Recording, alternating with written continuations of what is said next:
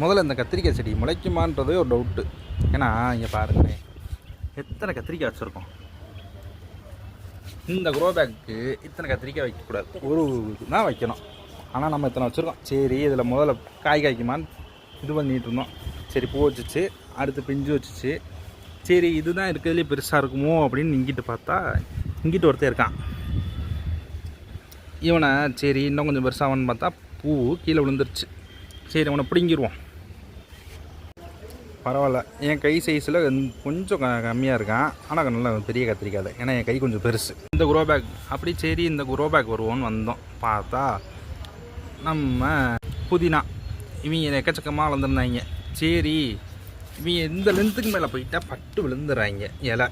அதுக்கடுத்து பழைய வெறும் காம்பாகிடுது, வெறும் வேராக விட்டு ரொம்ப டஞ்சனாகிடுது. அதை க்ளீன் பண்ணுறதுக்குள்ள நம்மளுக்கு நாக்கு தள்ளிடுதுங்களா.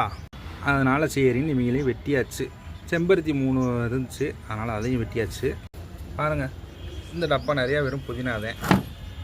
சரி, இவங்க காய்ச்சி முடிக்க போகிறாங்கன்னு நினச்சி இவங்கள முத்து விட்டுருக்கு. சரி, விதை எதுலேருந்து எடுத்து போடுவோம், எதுக்கு ஒட்ட வெளியே விதை வாங்கிட்டு நம்மளே விதையை எடுப்போம் அப்படின்னு விட்டுருக்கு. பாருங்கள் எத்தனை விட்டுருக்கோன்னு பாருங்கள்.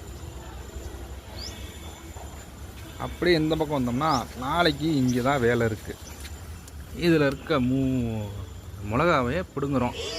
இது மட்டும்னு நினச்சிங்கன்னா இதில் ஒரு 10 மிளகா அதையே சேர்த்துக்கணும். அடுத்து இந்த தக்காளி இது எவ்வளோ என்ன சைஸ் வருதுன்னு பார்ப்போம். அடுத்து இந்த தக்காளி எல்லாம் பிடுங்கணும். அவ்வளோதான் ஃப்ரெண்ட்ஸ், இன்றைய பொழுது இப்படியே ஓடிடுச்சு.